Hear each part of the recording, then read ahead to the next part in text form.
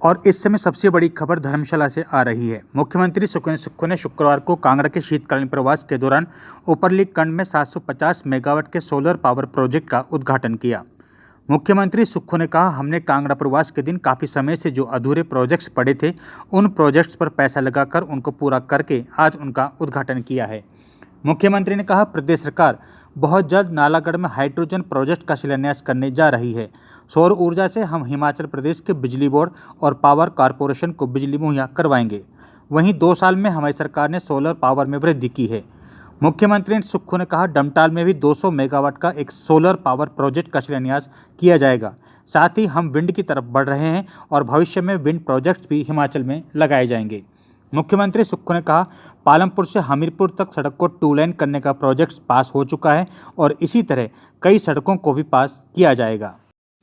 जो हमारी renewable energy है उसमें हमने बहुत अधिक वृद्धि करने की कोशिश की है, जिसमें पेखोवाला का 32 मेगावाट का सोलर पावर प्रोजेक्ट है और अगले 6 महीने में और 50 मेगावाट के सोलर पावर प्रोजेक्ट लगने जा रहे हैं।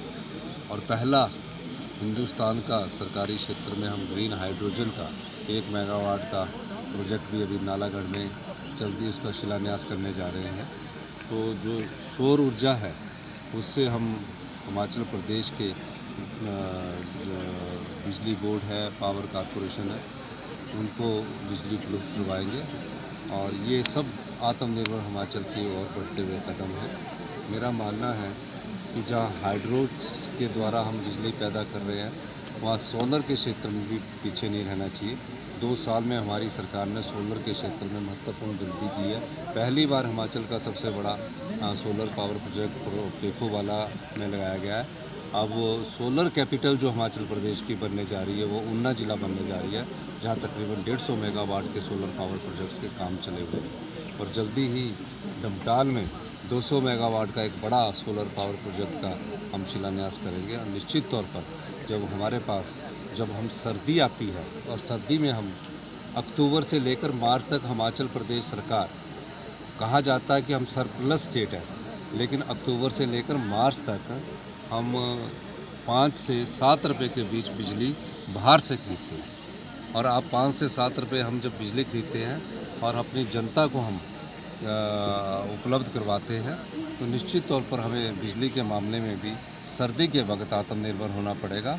और हमारी सरकार सोलर में, और मैं आपको बताना चाहता हूँ, पहली बार विंड की तरफ भी हम बढ़ रहे हैं और आने वाले कुछ समय में हम विंड पावर प्रोजेक्ट को भी शिलान्यास करेंगे। पालमपुर से हमीरपुर से माननीय मंत्री जी भी गए थे और मेरी भी मुलाकात हुई थी और हमने कहा है कि आप कई जगह 2 लेन बना रहे हैं, उनको 4 लेन किया जाए। और मुझे खुशी है, चाहे वो भगवार से कोलवी तक का है, 2 लेन बना है जो नदौन होके जा रहा है, उसको भी 4 लेन करने का मेरा ख्याल टेंडर हो चुका है।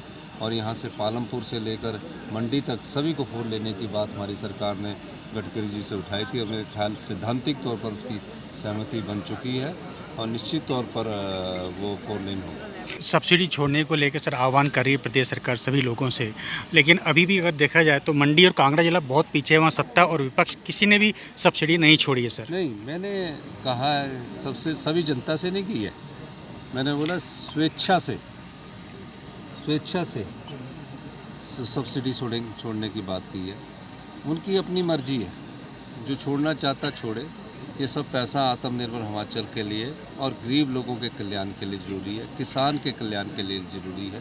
जो गरीब लोग हैं उनको हमने नहीं कहा कि सब्सिडी छोड़ना, जो इनकम टैक्स देते हैं, जो सामर्थ्य है, जो 2 से अत्यधिक इनकम टैक्स देने के बाद सब्सिडी ले रहे हैं, हमने उन लोगों से अपील की है कि आप सब्सिडी छोड़िए, प्रदेश हित में स्वेच्छा से छोड़िए। कोई ज़ोर ज़बरदस्ती नहीं है कि कोई ज़ोर ज़बरदस्ती उनसे कहेगा कि सब्सिडी छोड़िए, क्योंकि हमारा बिजली पर ही, सब्सिडी देने पर ही, जो हम हिमाचल प्रदेश की तकरीबन 65 से 70 लाख जनता है, 2200 करोड़ रुपया हर साल ग्रांट देते हैं। अगर वो ग्रांट हम रोक लेंगे तो वो काम किसान के में आएगा, युवाओं को रोज़गार देने में आएगा, युवाओं को नौकरियां पैदा करने में मिलेगी। 2200 करोड़ बहुत बड़ा अमाउंट होता है जो हम सभी लोगों को देते हैं। गरीब को तो देना हमारा अधिकार है, उसका जीवन यापन उठाना भी हमारा अधिकार है, लेकिन जो लोग सामर्थ्य है अगर वो इनकम टैक्स में अपने खर्चों में बिजली का बिल भी जोड़ देंगे तो वो खर्चे में जुड़ेगा, वो पैसा सब्सिडी छोड़ के राज्य की किटी में आएगा और हम रोजगार और जो आत्मनिर्भर हिमाचल प्रदेश की हमारी नीतिगत दस्तावेज है उसमें आगे बढ़ेंगे। धन्यवाद। सर एक लास्ट क्वेश्चन हो रहा है सर कि गणतंत्र दिवस पर इस बार भी सर हिमाचल की कोई झांकी देखने को नहीं मिल रही है। 2020 के बाद सर बिल्कुल शांत है, ऐसा क्यों हो रहा है सर ये? ये तो मुझे इसके नियम नहीं पता कि क्यों हो रहा है।